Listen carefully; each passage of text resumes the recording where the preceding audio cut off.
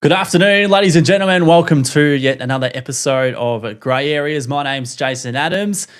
Pretty quiet week on the Victorian front from a feature race point of view, but clearly lots happening a little bit in Tasmania, but most of the action up in Queensland at this point in time. We'll touch on all that throughout today's show. George Ferrugia, I welcome you in, and what's been a quiet week on the racing front, but at least on the social front, it's been pretty busy for us. Yeah, pretty busy. Probably more busy for you than me. Just so the listeners know, got a phone call from Jason who was already had a lick of paint at a Bucks party on You Saturday. had me worried then. I don't recall this in great detail. Spoke to the great man, your dad, Steve, who was designated bus driver, unfortunately for Steve. But tell us, how did the Bucks night go, mate? Well, it was pretty good. We had a crack, as you should on a day like that. But it was interesting. It started off, we went to the first destination, which I probably shouldn't mention, but we're there for 2 hours. We had a few drinks. We had a feed. Anyway, we're leaving, and I went up because I was in charge of all the coins. So I've gone up to the front desk and said, all right, we need to pay. We had a group of blokes here. And the girl goes to me, no, you guys are paid. I go, no, we haven't. Oh. I'm in charge of the coin. I haven't paid. And she goes, no, you guys are all good. Looked at the bloke next to me. Ah, okay, we're good. Off we went. So we had more to play with in the afternoon, which covered a bit, and also had a bet as well, which that was an interesting outcome too. So this raises a moral dilemma. I mean, did Jason do anything wrong by doing this? At least you asked a couple of times, but you usually just got to pay your bill. Was it a secret admirer? Could it have been Kenny from Cranbourne in the background? Kenny might have covered it. It could have been somebody there, one of your big fans who would have paid it. But I'd love some moral advice on this as well. I mean, I'm not one to skip a shout. I'm more one to buy drinks for everyone else to keep the night going. So, pardon the pun, it is in a grey area. It really is. It is. Leaving without paying. So, what if you're offered to pay? Yes, I know. You've done the right thing. Do you stay there for 5 minutes and say, no, take my money for a mob that probably does millions of dollars a year? Oh, mate, I would have had friends that would have jumped out of there like Black Magic Opal once they got the first one. So, yeah. Or not gone up to the front desk at all. Yeah. Potentially. Anyway, have your say. Let us know, was it the right thing to do or wrong thing to do? Get involved in the comments on whatever platform you're engaging with today. But it was a good night. So looking forward to the next occasion, which is a wedding next Friday. So I won't be here next week. You'll be joined by Corey Smith. Beautiful. Not sure if that's a fortunate or unfortunate thing for you. No, me and Corey work well together. We're fine. And finally, I get to work with him when he's not stung by a bee. I love a wedding. I haven't been to a wedding. I shouldn't upset anyone. I don't think I've been to a wedding for a fairly long time. There's more funerals these days, unfortunately, than weddings. Upset? No, because I feel like we've been to a wedding recently, but there might be one coming up. Yeah. There was a blue at a wedding that I've been to recently. A blue? Yeah. Oh, just an argument. Nothing, Got too many hard solos on the table. Unbelievable. All right, get involved in the chat. We'll make sure you're featured on the stream if it is worthy.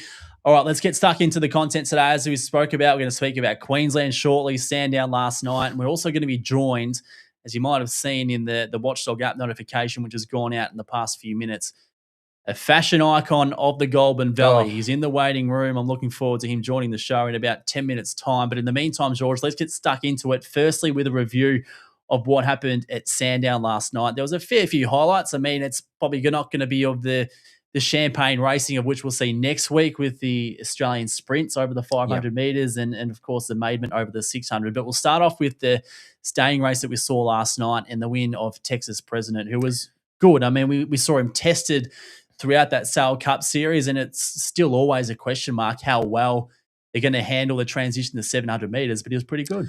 Yeah, it was. I mean, we tipped him on radio, Jason. Then there was 2 scratchings. We thought hopefully we'd get about $1.70. It looked his race. We had a dog against him called Charlestown, who's just he runs like a giraffe, and I just thought Texas President was going to lead and be very, very hard to beat. He was just too good for them, and that's the way it's panned out. He's turned into a really nice type for them for sure. Yep, and then the other one, which came in the following race, is Paul Petrov. I mean, he set up some elite splits, and the dogs around him could just do nothing about it. Yeah, his splits are outstanding, as you mentioned. Zelda Cavilla was in the race, first time in probably 3 months that I didn't tip it. Have you jumped off his bandwagon yet? Yeah, I've jumped off, and I thought, you watch, he's going to win tonight. But Paul Petrov did the job for us. I might be back on Zelda next week. And then in the next race, Amron Dancer, who, I mean, isn't a household name, at least in this point in time. He's done a lot of his racing on the provincial scene, but dead set faultless, best of the night, 29-29. He was awesome and a good-looking dog as well. Yeah, look, lightly raced, but just a winning greyhound. I think it's won 8 from 14. It's already run 29-23 at Sandown before, 29-28 last night. Very, very quick dog. Comes from a good litter.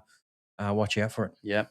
Congratulations to the Fasolis. And, of course, the next race after that, it was all about Kako Magic. I mean, the pressure and expectation is naturally going to be on this greyhound after what he did at the Meadows on Phoenix night. So Mapunga Lara won the race. She did what she had to do to get the job done. But for Kako Magic, it was never sort of out of bother. But it still leaves us wanting more after what we saw in that track record performance. Well, two things. I mean, it's the curse of box 8 over the 595, which we speak about at Sandown all the time. The other thing is his first split chase was 9.57. I mean, if he's out and gone, like he showed at the Meadows, he'd be running 9.10. So straight away, he's 6 or 7 lengths behind the 8 ball right there. You just put a line through the run. He's still got third. Mapunga Lara is a quality greyhound. Nothing wrong with getting defeated by her, but I just watch when he draws closer into the fence. And obviously, we've got the maidment coming up next week. So you'd think he's going to be incredibly hard to beat in that. Yeah, fingers crossed he's in that. If he gets around. We'll love to see him on the big stage, and hopefully we do see his finest work. Then the free-for-all of the night, which we're going to take a look at here, which was won by Avengement. And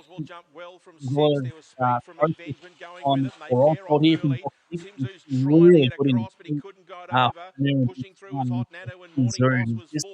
battling at the moment, at least from a draw point of view, but he's just not in the same vein of form of what we expected 12 months ago. Yeah, look, I think a lot of greyhound fans, if you stop the tape there, would still think Paul Roswell is a chance, but Avengement is a very, very strong greyhound. Every time you look at your race data or GRV's race data, Jace, he gets home in 10.35, 10.40 at Sandown. He's a very strong greyhound. The issue with him is he doesn't always run 5.05 early. So he's a terrific greyhound on the bunny. I think he's going to be an unbelievable 600-metre dog too. And I'm very, very happy for owner and a friend of mine, Matty Fennick. He came here all excited on Phoenix night. He had drawn well in a heat of the Silver Chief, and the greyhound unfortunately got bitten by, I think it was a spider or something, and his leg blew up a little bit. The Corey Smith curse. Yeah, so there was a little bit of insect material going around. So to come here and then be scratched from a heat of the Silver Chief would have been disappointing. Incidentally, he won $10,000 for the Sportsbet cricket competition that they had. So it wasn't all a bad night for Matty on Phoenix night, but it's good to see him back to his best Avengement. Yep, so that was a wrap of Sandown last night. And, of course, as we spoke about, a lot of the action was up in Queensland with this series that we love, the Golden Ticket Series, which culminates in one greyhound getting a free kick straight into the rich gold bullion in a few weeks' time. So we saw those 4 half fields go around last night. We'll quickly touch on them one by one, where in the first it was sooty keeping for Tony Brett and the form guy, but for Shane Stiff and Charmaine Roberts as well. Well, this is one that, again, SEN had me on radio and I sort of declared sooty keeping. I think there's an element, I know people think, it's, there's small fields, but there's a class factor involved here. And as good as Teresita is, she got challenged down the back by Sooty Keeping, who's been there and done that over group company. And she was too good and paid $2.50. I couldn't believe it. Rang Gareth Hall. Again, we don't want to keep talking about alcohol, but he sounded like he had a few. He was on the Gold Coast. This last night. Yeah, because he said, I'm declaring it to everyone in Queensland. And after it won, I said, did you back? And he said, you wouldn't believe it. I forgot about it. Then he proceeded to try to ring me 10 times for another tip, chasing his money, as you do. But Sooty Keeping, I thought, was the best from all the 4x4 races. I thought she had biggest chance to win, and she bounced back. Did you ask Gareth if he got a hold of the Sheik? Who we thought might be a chance of buying a Phoenix slot after buying 25 horses on the Gold Coast? No, we didn't get that. So for people that didn't listen to the show, Gareth Hall interviewed a very, I'm going to say rich sheik. That's like saying the film with a gun in it, I suppose. They're all fairly well off. And apparently Gareth is going to try to get him into a greyhound and get into a Phoenix slot. So that would be very exciting. Add some international flavour to the Meadows. All right. The next Golden Ticket heat went to Tempting Dash. Georgie's girl, who have taken the absolute piss out of over the past year, where Georgie said she's hit or miss, she's not going to get it right. And since then, she's been a faultless beginner and one of the fastest greyhounds in Queensland. But she put it all together last night. Accredited was on her back, but she was just very good, as she's been so often lately. Yeah, new PB, 29.29. She went really, really fast. She just nailed the start. So she got that right, Jace, and that was the key to her. And I was watching with Cheryl, and she said, isn't that that dog that was against us in the Melbourne Cup sitting behind us accredited. And there was panic stations for a while, but she's very strong. No, she's very good, mate. We'll get to her match race shortly. Irish Bill, Victorian representative, knocked off Vista Weird in the next of them. I was keen on him too because if you notice, you remember when he started his career, Jace, he started with a bit of a bang. He looked like a future star. I think it was a launching pad heat. He went whack and won it really well. And I seen him win off box 8 at Sandown earlier in his career where I thought, wow, that was really impressive to do it from that wide draw. I'm not saying his form tapered off a little bit, but they might have had some injury concerns, I suppose. He turns 3 in May. He hasn't had a lot of racing.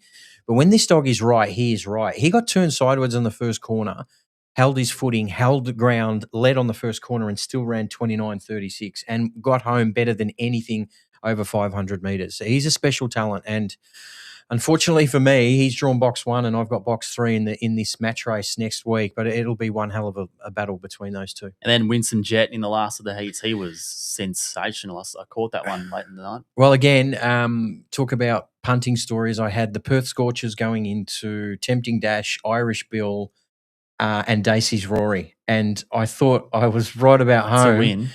And it was just a bob of the head finish, and Winsome Jet got up in 29.36. Dacey's Rory 29.37. That's the luck of racing, but both of them progressed to next week. Dacey's Rory, trainer Tom Savala said, was a little bit underdone. He hasn't done much with him for 2 weeks. So Dacey's Rory again faces off against Winsome Jet in a match race next week with Dacey's Rory off box 1.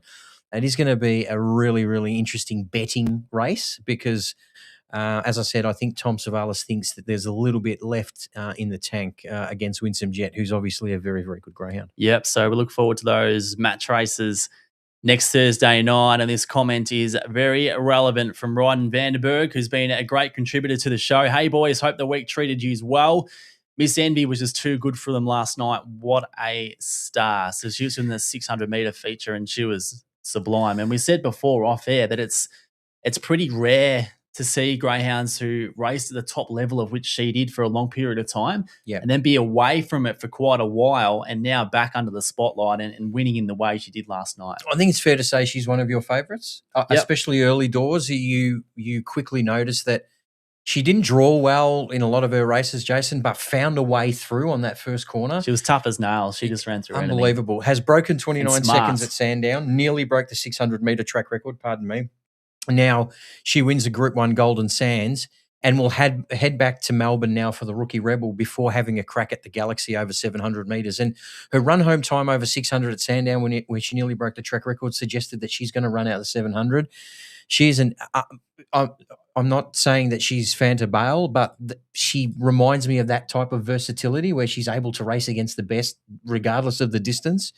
And last night was as good a 600-metre field as you'll see. Jaywalking's a track record holder, challenged her the whole way, Jason, and she was still too good for him. Outstanding effort. Yeah, the start of what's a big few weeks up there at the Q, so look forward to it next Thursday night. Hey, we've wrapped up Sandown. We're going to look forward to the Meadows soon, but what else is tomorrow night is the Shepparton Harness Racing Cup. So we gave this a brief mention last week, and I've been hearing some ads on SEN that there's a fashions on the field there for Shepparton Cup night. So we've identified someone who could play a big role in this competition. We've seen him do some good things in this field over the past year or so. His name is Sir Daniel Hibbard, and he joins us here on Grey Areas. Dan, welcome into the show firstly, mate, on your debut, at least in the new format of Grey Areas here. Hello, Jace. Pleasure to be back on Grey Areas. And yes, you've stitched me up here, but we are returning to try and win another sash tomorrow night. Well, I'll tell you what, for anyone out there who doesn't know what's going on, take a look at this. So this is Mr. Nathalia himself, Dan Hibbard, when he went down to, what was going on, Dan? What sort of event was it where you turned up not expecting to be taking home a sash like this? Well, that was the Nathalia show in and they had it was themed on the Melbourne Cup because they had the Melbourne Cup there on the tour, and it was a bit of a fashions on the field event. Went in the event, was the only entry, so got the win. So hopefully that plays out a little bit tomorrow night, that I'm the only entry and I get the win, but somehow I don't think that's going to happen. Dan, we were speaking to an old colleague during the week, John Henry, who, of course, was part of the original Grey Areas back at the RSN studios. He said he's seen 3 debuts that really took his breath away. Wow, She's Fast at Sandown Park, winning by 25 lengths. Shaky Jakey breaking the track record at Wentworth Park. And your effort winning that sash were his 3 highlights. And he's been around on the airwaves for a very, very long time. So how are you rolling tomorrow? Are you going for a different look? Are you trying something different? What's the key here to victory? No, well, we've had a fresh cut. We've gone to the barber this morning and had a bit of a trim up top, so we're all tidy there. Susan's looking at the wardrobe at the moment, just trying to work out the best course of attack here. Whether we go the stock standard racing clobber or we pull something different out, but whatever it'll be, I'm sure it'll wow the judges, and hopefully we get the win, get the prizes. There's some really good prizes up for grabs. Unfortunately, though, not going in the women's. There's $5,000 cash up for grabs for the women in the day, which is hang on, I thought the $5,000 was for the lot. No, it's $5,000 for the girls, but there's still a couple of $100 in vouchers for the guys and also the kids. But the ladies' event is it is going to be serious sheep station stuff there tomorrow night. I have no idea how many entries they're going to get, but there's $5,000 cash up for grabs. Hang on, don't just bump me on the head here. Don't we live in 2026? Isn't this the time of equality now? Why isn't 5K jumping out for the boys as well? You guys make as much effort with the pocket squares and everything. You've had a fresh cut. I mean, a couple of vouchers is not going to cut it, especially for a debutant. Look, honestly, I'm looking forward to just watching the girls go around and see what's on display. It could be quite a show there tomorrow. They're supposed to be doing it between races. I don't reckon they're not going to have time. They're going to have to do it after about 3 or 4 races, I think. And Paul Campbell, who took this magnificent photo, is he there tomorrow night, Dan? Will he be live streaming this fashion show or anything like that? I doubt it, but he probably will be there. He'll be floating around, so no doubt he'll have a camera in hand and he'll be taking photos or videos and trying to throw me under the bus again. Now, wasn't it Jamie Jamie Carr, who awarded him the sash? Yes, that's what happened. So if she makes an appearance, that's an omen. That is the perfect stir up for you, mate. Before the awards, absolute moral. Dan, if you need any advice, we've had a photo that surfaced over the past week. Now, there'll be viewers out there, and if there's anyone listening to the podcast in the next week, come back and have a look at the visual edition of this show, because this photo has surfaced in the past week. So if you need any inspiration at all, we've got some here. For anyone wondering who that bloke is, George. Ronnie Hawkswell in the guts there? It's the Hawk. Let's get a close-up of this. Have a look at the great man. He'd be certainly part of the point yet in the market, Dan, if he was to stroll into the Shepparton trots like that tomorrow night. Oh, black suit, white bow tie, and the hat. I mean, it's a winning combination. He would do very well if he rocked up tomorrow night. I don't know where to start with that photo. The bow tie, that is straight out of the Blues Brothers. Those glasses are rocking. Oh, that is a fantastic photo. And Dan, can you print that for me? If that wasn't enough, you might need to get involved in some of this. You should have left the Grody grow. Get some ears piercing down at your local shop tonight, and you'll be in full flight tomorrow, mate. What a great sight that is for all the audience. Oh, God. He's looking sharp there. Looking sharp, George. He's looking sharp. Look up, eating a bad clam. I'm on your side now, Dan. Unreal. Hey, Dan, before we let you go, now, I didn't catch the race that you've identified last night that you said you dropped an iconic line. I know you've been preparing one for a greyhound by the name of Ralph Wiggum, who won last night at Sandown. What on earth are you talking about?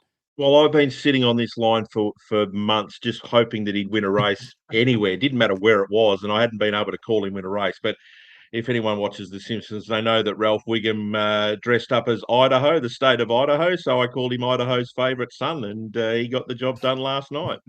Well done, mate. How good's that? Ralphie Wiggum back on the big stage. Hey, Dan, thanks for joining us here today, mate, and best of luck tomorrow. Good luck, Dan. Good luck. If we get the Monday morning and there's been no vision or photos surfaced from this experience tomorrow night, we'll give it away, I reckon. So make sure there's some sort of evidence of what goes down. Yeah, we'll see how we go, and hopefully we can report some good news next week. Yes, and unfortunately, you won't be $5,000 richer. But No. we'll move on. We'll move on. All right. Thank See you, you, mate. mate. All right, there's Dan Hibbard there, who's going to take part in that Shepparton fashion show tomorrow night. You Unreal. managed to stitch up 66% of that audience there with me and Dan. My aim is to try to find some probably revealing photos of Jason at some stage. Well, your chances next week. I won't be here. So Corey Smith's running the show. Yeah, I've got to ring Stevie. Yep. Oh, find one of my mates, I reckon. Yeah. Okay. Could be some interesting stuff floating around.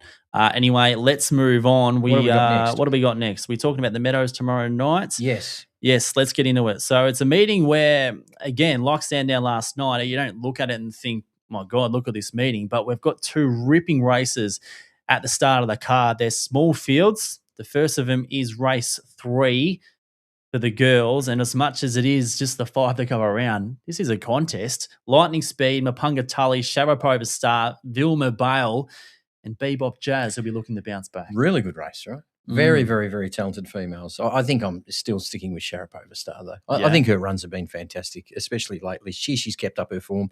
What a great, consistent chaser she is. She got beaten in 29.82 last week to Urana Xavier, or she ran 29.82. She's getting a little bit stronger. She's still got that dash. Incredibly tough to beat.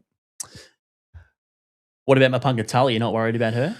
Yeah, look, I don't think it's the Mapunga Tully that we've known and loved. I mean, she's thrown right back into the deep end because of her class and her Group 1 status. So there's no easy race for her, but I just think Sharapova Star's going better at the moment. And then in the following race, which is a 4th, and it's a free-for-all with the 6 runners to go around, and another race where there'll be a lot of attention on this, and particularly because we see the return of the Phoenix champ in Deadly Avenger, who will jump from box 5. And all things being equal, George, you'd expect that he's had a short spell, given the build-up of which he had to the Phoenix, and he'd be dead set, cherry ripe, ready to rock tomorrow. Yeah, look, and a lot of people look at this greyhound and say, well, he had to run down a greyhound. That's his style of racing, maybe.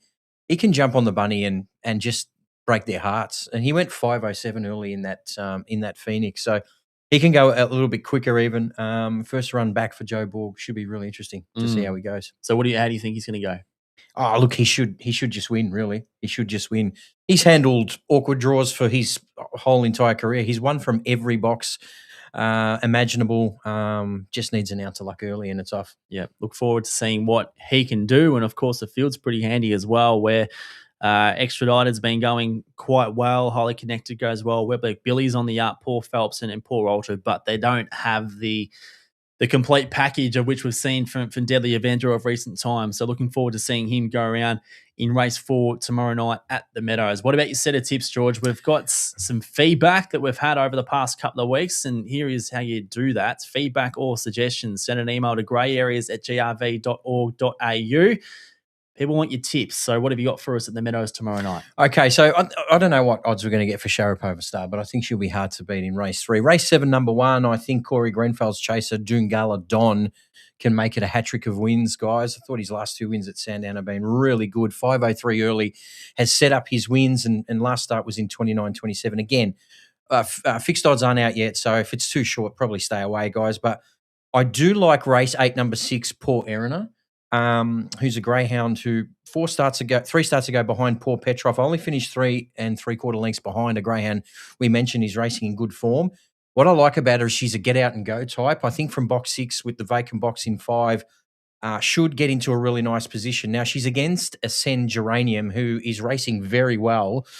Box 8 could be problematic, so I just think Paul Erina could be the one to have a play out tomorrow, race 8, number 6. All right, so there's your set for the Meadows tomorrow night. Now, the all-important Ferrugia Files, backed by popular demand, as this graphic references, with a fantastic-looking human being up the top right of the screen. It's time for the Ferrugia Files. Oh, God. Out of your lot that's you've got going around Australia over the next week or so, what have you got for the listeners and viewers to follow?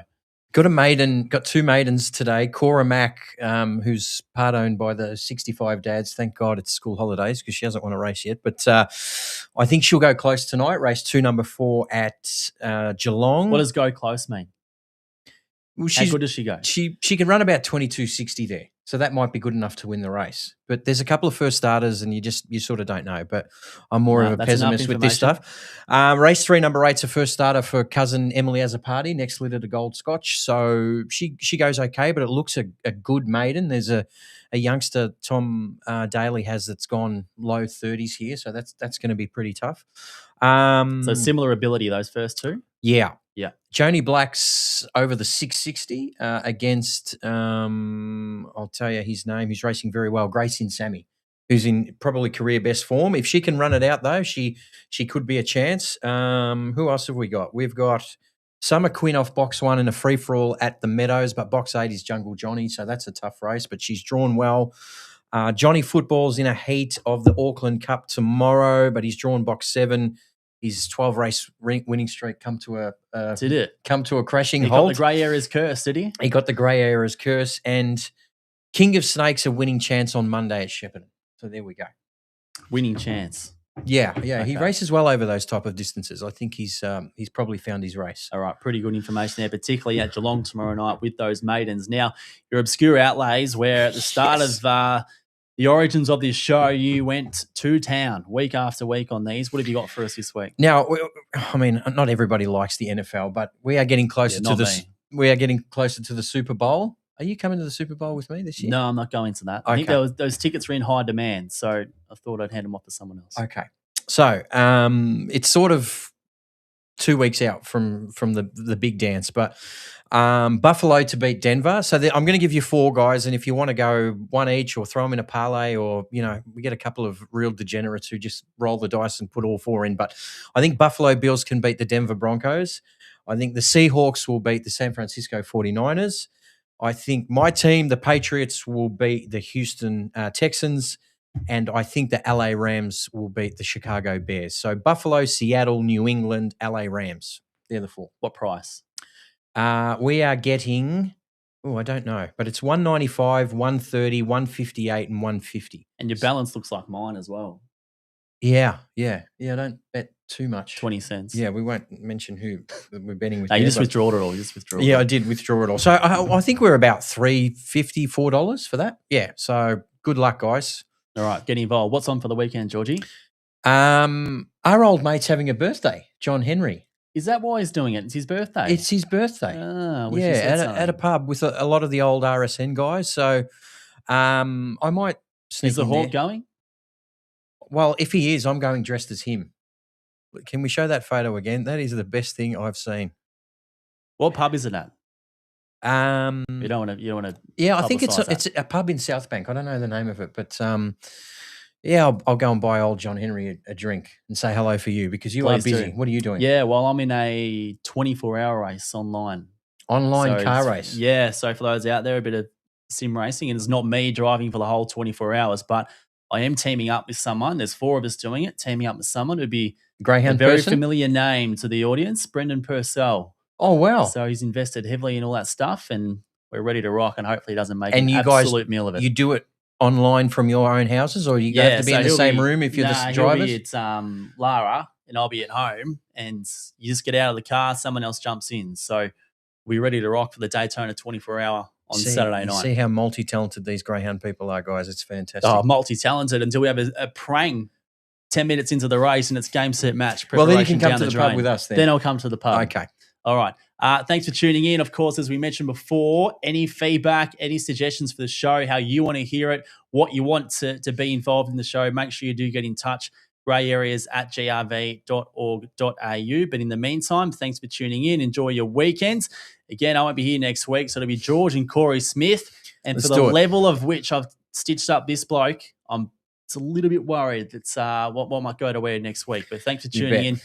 Enjoy the rest of the week. Best of luck, most of all, to Dan Hibbert in the Shepparton Fashion Show at the Trots tomorrow night.